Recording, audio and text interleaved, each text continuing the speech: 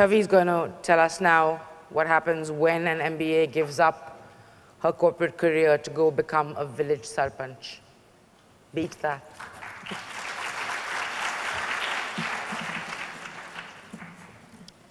Namaskar, everyone.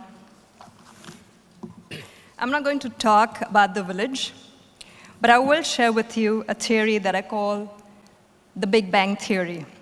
Not the one that you see on TV, but that which I recently experienced in reality that landed me in the hospital bruised, and my unofficial consultant, my father, down with a head injury. That is the picture that you can see. What you cannot see is their target is yours truly. What we were doing was, overseeing the construction of a public building meant to assist villagers in earning daily wages through the National Rural Employment Guarantee Act. It is a central government project, mind you, not a project that my council or the panchayat demanded. But what it required was for us, the panchayat members, to execute the project, and that is exactly what we're doing. The system that is supposed to assist you in the work of development has only tried to break me in very many ways in the past 4.5 years that I have been the sarpanch, which highlights Nitin's point. Every step that I have taken forward, the system has done its very best to push me back at least 10 to 20 steps behind. In spite of which, here I am standing in front of you as still the elected head of my panchayat. Thank you. While this may sound like my personal story, which of course it obviously is, but it is symbolic of all that goes wrong in the countryside. Why? Again, highlighting what Nitin said. Because the system, unfortunately, refuses to often recognize institutions as institutions, but instead tends to personalize everything. So if I were to give you my example, they forget to see me as a sarpanch of a panchayat, an institution of the government itself. Instead, they get into these, for lack of a better word, I'd say it's the egos which come to play in every sector, be it in the sector of the government, development, in the offices that you work. Unfortunately, what flips the coin to turn things the ugly way is nothing but the egos that come in. And in that sense, it is the personalization of an aspect which should actually, or rather one needs to move away from. How we do that is the question that I'm going to put forth to you, to the people who are in the government, anywhere across the world. How do you change those mindsets? Because I believe unless until those mindsets are not changed, the development that we wish to see in our own country will not see its way through. However, as I said, in spite of the Big Bang that I witnessed just only recently, the other thing that I personally feel that makes you find your way through is, of course, patience and perseverance. And even though this project was stalled by the block-level officials for a span of nearly 4 years, this is where it is at. In fact, as of today, it has seen completion. Thank you. The previous slide, if any of you noticed, you saw the shredded pieces of cloth on the table. That, by the way, is the map that the block-level officials and the district-level officials kind of look at whenever they're trying to sort out any kind of land-related dispute. Now, if that is the kind of stuff you use in the 21st century, we know exactly what kind of solutions they'll be able to provide. We know exactly what kind of justice they will be able to provide to the people who suffer because of people who are richer, because of people who have the political power, people who have the muscle power, and because of that, those who are poor, those who are not that influential or have the network end up suffering. And I think that's, again, one of the biggest drawbacks that we have at the grassroots, the fact that there is no clear structure or a methodology. And as we heard Ravi mention yesterday, our government is not managed well. And I think that is what provides a space to people like you to come in any form that you possibly can, to bring in that knowledge and help the government do its work, because from what I understand, it has the intention to do so. But because of scale, because of the number of people that everybody keeps talking about, they think that is our biggest challenge, but I don't think so. If rightfully utilized and channelized, those very people can become our biggest asset. But how do we do that is the question where we need smart men and women like you to come forward and help with. I will just quickly go through some of the other challenges that villages face. Now, this is a typical, well, not a typical, of course, break the stereotype, but the other team members, this is my panchayat, elected representatives. We are 12 of us. There's my grandfather in the picture who's not part of the team. Thank you. Out of the 12 of us, 8 are women. Courtesy, if any of you have read the recent attempt at empowering women. Now, if you're empowering women, or anyone for that matter, I think the term empowerment is very loosely used. How do you empower someone by just giving him or her a designation? You do not. Unless and until you don't provide them the required assistance, the training, let us know what kind of schemes exist, what budgets exist, how do we deal with the hindrances that the system itself puts forth in front of us. Unless and until that doesn't happen, unless and until that support system doesn't fall in place, you're not empowering any of us. And while I may be educated, it doesn't mean I'm smart. It doesn't mean I have all the answers. We need to learn to work together, and I think that's another failure that Indians by and large have. And I'm saying that in spite of being a proud Indian, I think we do not really know how to work together, and that is another hurdle that we need to learn to overcome. The reason I'm showing this picture is because, as I said, these are women and men who take up the role of governance at the grassroots. But these are people who struggle to make ends meet on a daily basis. The only source of income for them is agriculture. That is the beautiful harvest. As you can see, what kind of money does it fetch them? I leave it to you to imagine. In my area, agriculture depends on rainfall to irrigate the land because all groundwater in my village has been declared unsafe, even for the purpose of irrigation. Let me also point out the fact that because of that, we have a very high percentage of Down syndrome in my village because people have no choice but to drink that naturally contaminated water. So these are the people who are going to govern the system. How are they going to manage to do so? With a meager honorarium, a sarpanch like me, again, it varies from state to state. In Rajasthan, it is now 3,500 rupees a month. Do I get to recruit an intern or an assistant? No way.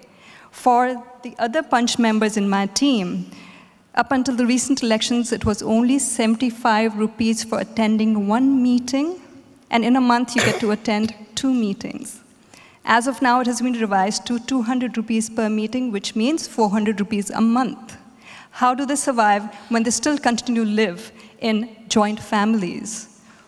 What kind of battles do you fight on a daily basis? How can you expect them to put in the time and effort that is required? And mind you, at the grassroots, it is a 24/7 job. Every day is a Monday. You start at 6 a.m. with people pouring into your house with their issues, and depending on when they let you free, your day will end accordingly. So what I'm trying to just portray through my own experience is the fact that you are, at this level, constantly fighting against challenges posed by the bureaucracy, against corruption that is deeply entrenched in the system.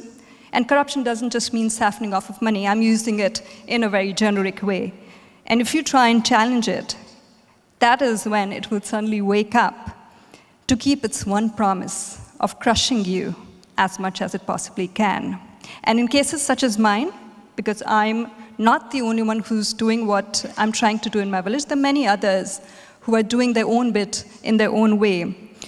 We have an additional layer to that challenge, which is that of working against the insecurities of the local as well as state-level politicians. And if I may just point out, that project which was told, which is named after a certain party leader, was stalled courtesy the influence of a very senior leader from that party itself. So that is the kind of stuff you deal with when we're working or trying to do your bit in development in the rural sector. Therefore, what you then need to continue to stand tall and stand strong is a plan B, and in my case, I noticed you even needed to have a plan C. While I may have portrayed to you a very dismal figure, there is hope. And it's courtesy these plans that I spoke about, it's courtesy support from people such as yourselves that we have been able to find some support. And however, I would like to also point out that it's not been easy, given the cynicism and the high levels of distrust that exists. But given the fact that I'm an eternal optimist and that I believe in the goodness of people, I think that is what has helped me continue to fight and stand up against the odds that my job poses me. This is just one example that I'm going to show to you. This is the reservoir, which covers 100 acres. We don't have safe drinking water. When I got elected in 2010, the government had declared it as a drought-hit zone. So we had very critical issues. Government couldn't support the project because even though we're in the 21st century, the government prohibits, at least the state government, prohibits usage of machinery in the rural sector for rural development, which came as a bit of a shock to me. However, I did not get disappointed. I thought, fine. I have worked in the corporate sector. There's the corporate social responsibility funding, which I thought would easily come through. But again, I was mistaken, because when I tried to tap companies which have provided and continue to provide their services and products in the rural sector, they unfortunately turned around and said that your village does not fall in the close proximity of a plant or unit, hence, sorry, we cannot support you. Therefore, plan C, which meant turning to my own family. And I think that was perhaps the only time that I was a little disheartened, because monsoons were about to arrive. I had been running from pillar to post from Feb 2010 till May, end of May, and I had not received the support. So my father said, don't you worry, we'll help you. And my father and his friends put together 20 lakhs of rupees. And with that, we desilted the blue portion, that's 10 acres of the 100 acres. It may sound like a drop in the ocean, but that was the first time in many, many, many years that the village saw rainwater conserved up until the next monsoons. Otherwise, our reservoirs run dry by January. So this is what we did. That is a photograph taken in January of 2010. Thank you. And I will try and wrap up quickly.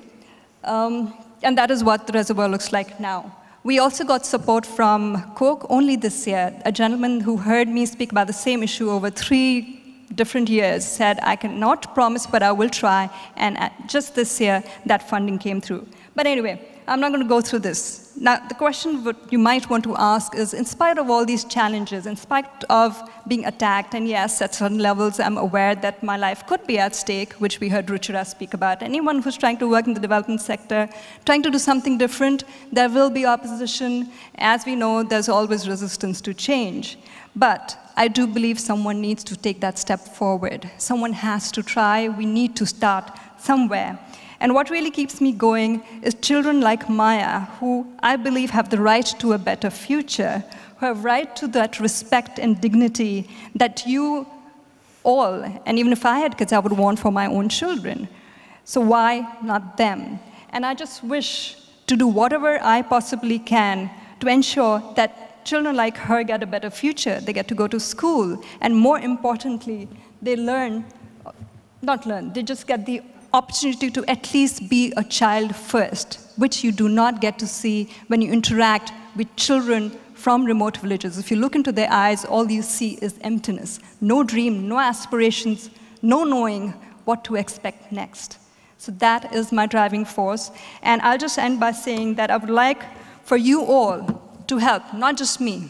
Whoever you can help in whatever capacity you possibly can, please come forward to do so. Because unless and until we, the people, do not wake up to participate in the role of development, we are going to get left far behind. And the graph in India, and I can say from my personal experience, living in urban as well as rural sector, it is dipping and dipping very fast. And when politicians, I would like to recommend to you, when they come to the diaspora for support, do please remember to ask them about their blueprint for rural India. Because let's not forget that it is an integral part of developing a nation. And the countryside is India's crossroads. Without it, there is no India. Thank you for having me here.